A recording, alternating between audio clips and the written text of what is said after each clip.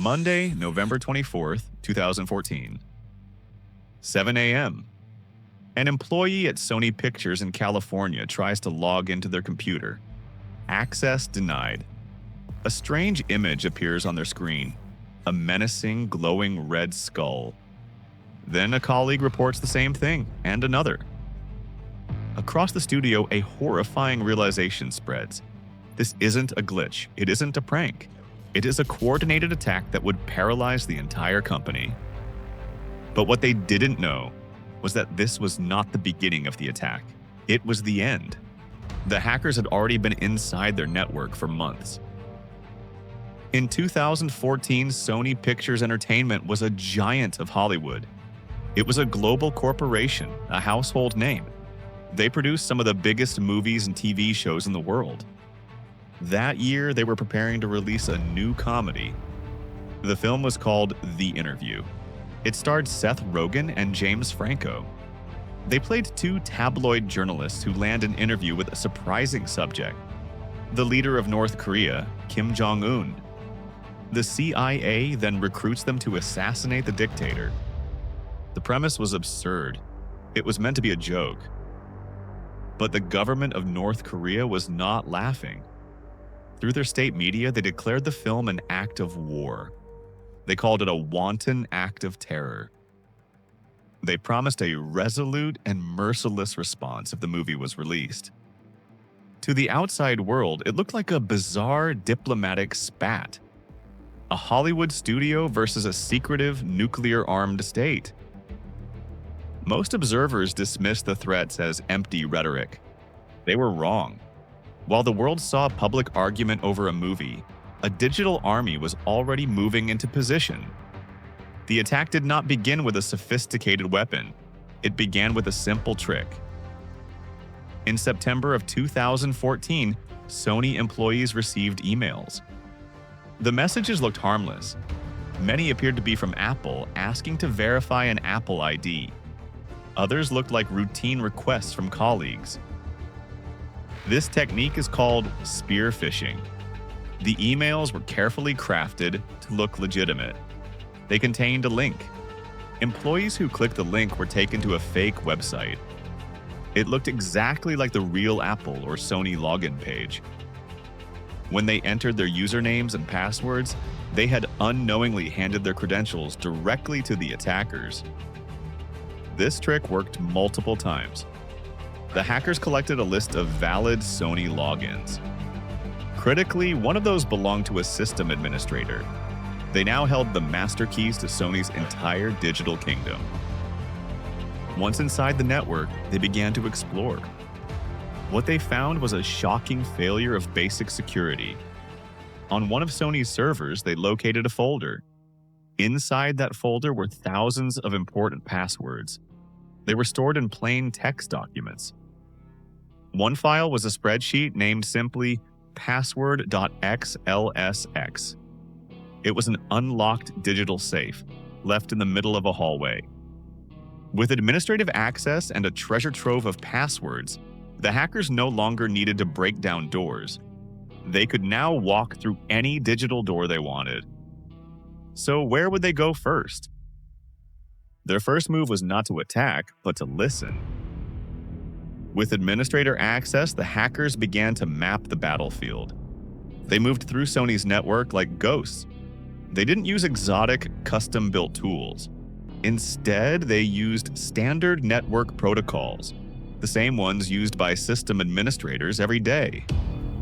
By using Sony's own tools against them, their activity was nearly invisible. It blended in with the normal hum of the network. From a single compromised machine, they began to spread out. Their first target was a domain controller. This is the nerve center of a corporate network. It manages user accounts and security policies. By controlling it, they controlled the flow of information. They could create their own accounts. They could grant themselves access to anything they wanted. With this power, they began to catalog Sony's digital assets. They identified the servers that held the most valuable data. File servers containing employee information, email servers with executive communications, and servers holding unreleased movie files. For months, they dwelled inside Sony's network. They learned its layout, its weaknesses, its secrets. This long period is known as dwell time. It is the most dangerous phase of a breach. The invasion was silent, total, and absolute. During this time, they made a critical move. They stole Sony's private cryptographic keys. These keys are a form of digital identity. They prove that software or a server truly belongs to Sony. With these keys in hand, the hackers could perfectly impersonate the company. It was the ultimate form of digital infiltration. The hackers now owned the network. They held its most vital secrets. Their next step was not just to steal, it was to prepare for total annihilation. Having mapped the territory, the hackers began the heist. Their goal was to copy and extract everything of value. The scale of the theft was staggering. In total, they stole nearly 100 terabytes of data. To put that number in perspective, it is the equivalent of tens of thousands of high-definition movies. It was one of the largest data thefts from a corporation in history. The digital haul was incredibly diverse. It contained the entire digital lifeblood of a Hollywood studio. There were 5 complete unreleased Sony films, including the Brad Pitt war movie Fury. There were scripts for upcoming projects, business contracts, and financial records.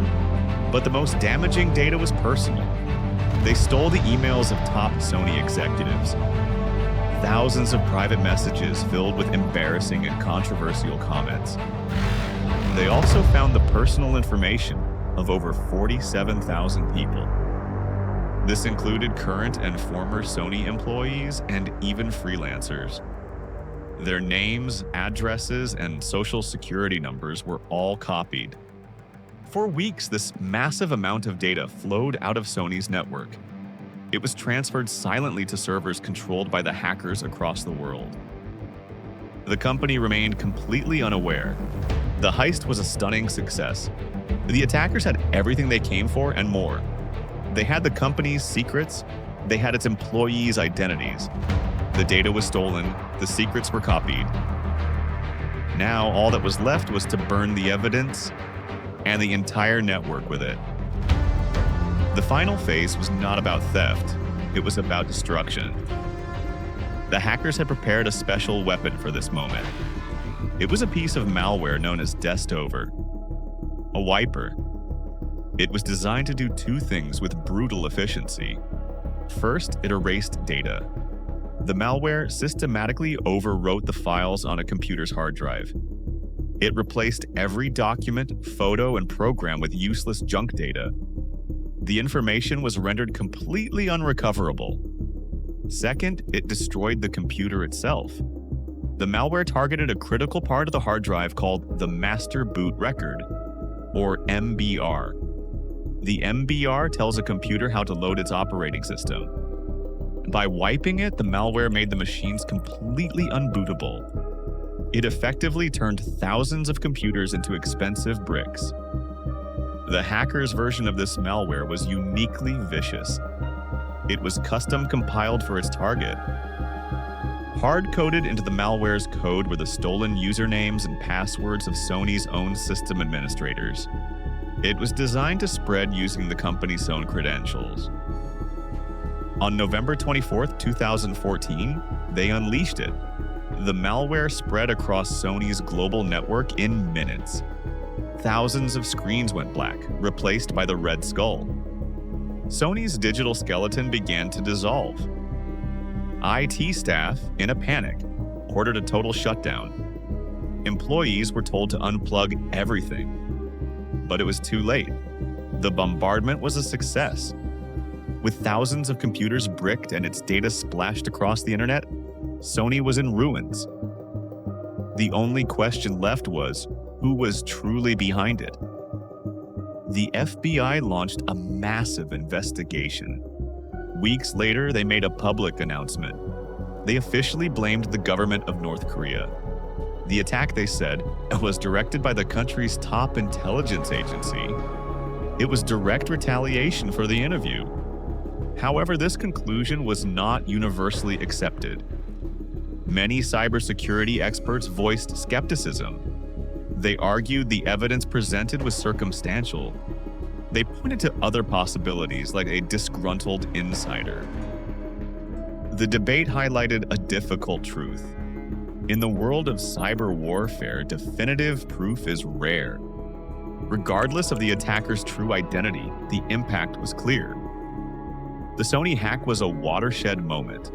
It proved that a cyber attack could be used not just for espionage, but for outright destruction. It was a digital siege designed to humiliate and paralyze a corporation. The incident served as a stark warning to governments and businesses worldwide. A comedy film had provoked a devastating response, and in doing so, it rewrote the rules of modern conflict forever.